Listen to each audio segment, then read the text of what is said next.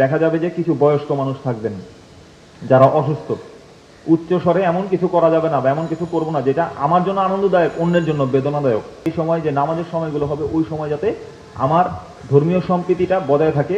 ছোটবেলা থেকেই আমাদের এলাকার মধ্যে মন্দির, মসজিদ, গির্জা, প্যাগোডা অলমোস্ট একই জায়গাতেই থাকে, খুব বেশি দূরে থাকে না। তো যখন নামাজ হবে তখন চেষ্টা করবেন আপনারা আপনাদের যে সাউন্ড, অতি উচ্চ স্বরে যে সাউন্ড বাজে, সাধারণত ইয়াং ছেলে পেলে যারা থাকে তারা এই কাজগুলো করে।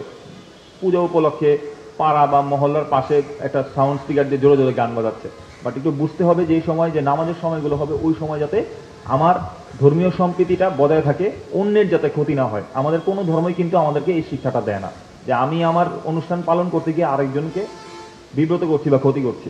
প্রত্যেকটা মহল্লায়, প্রত্যেকটা বাসায়, প্রত্যেকটা বিল্ডিংয়ে দেখা যাবে যে কিছু বয়স্ক মানুষ থাকবেন যারা অসুস্থ, উচ্চ স্বরে এমন কিছু করা যাবে না বা এমন কিছু করবো না যেটা আমার জন্য আনন্দদায়ক, অন্যের জন্য বেদনাদায়ক। তো এই জিনিসটা যাতে আমরা বজায় রাখি।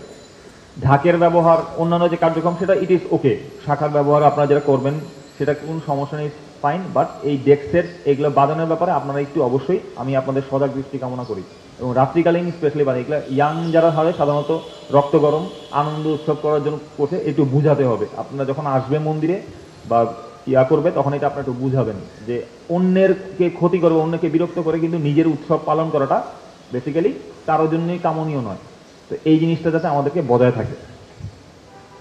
মিথ্যা গুজব এবং এই ধরনের জিনিসপত্র এগুলো থাকবেই। মিথ্যা এবং গুজব না থাকলে আপনার এই চলমান সময়ে স্বার্থান্বেষী মহল যারা থাকবে তারা কিন্তু আগাতে পারবে না। এই জন্য করণীয় কি, আপনার যদি ন্যূনতম কোনো ব্যক্তিকে দেখে সন্দেহ হয় যে ওনার চালচলন সন্দেহজনক, ওনার কার্যক্রম সন্দেহজনক, সাথে সাথে আইন শৃঙ্খলা রক্ষাকারী বাহিনীর কাছে ওনাকে হস্তান্তর করুন। কেউ আইনকে নিজের হাতে তুলে নেবেন না।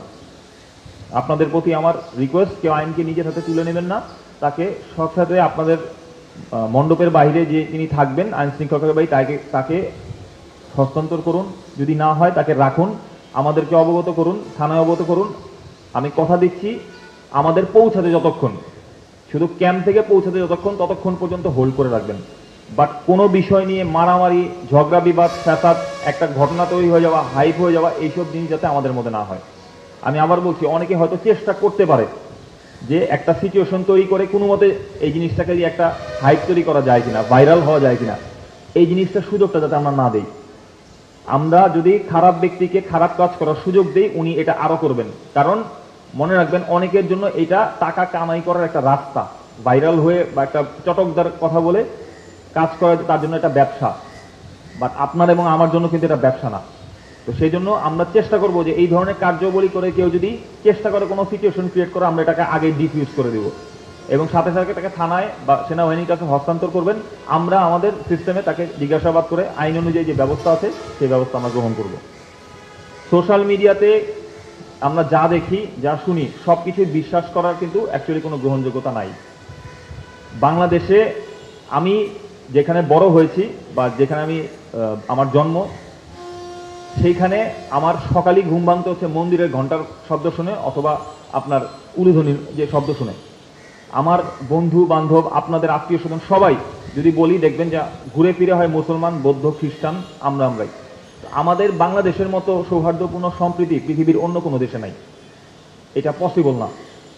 আমাদের কোনো সময় এই সংখ্যালঘু, সাম্প্রদায়িকতা, এই সমস্ত কথাবার্তা আমাদের বাংলাদেশ সেনাবাহিনী, আমরা গভীরভাবে বলি, আমাদের বাংলাদেশের মানুষের ডিকশনারিতে এই সাম্প্রদায়িক কথাবার্তা নাই।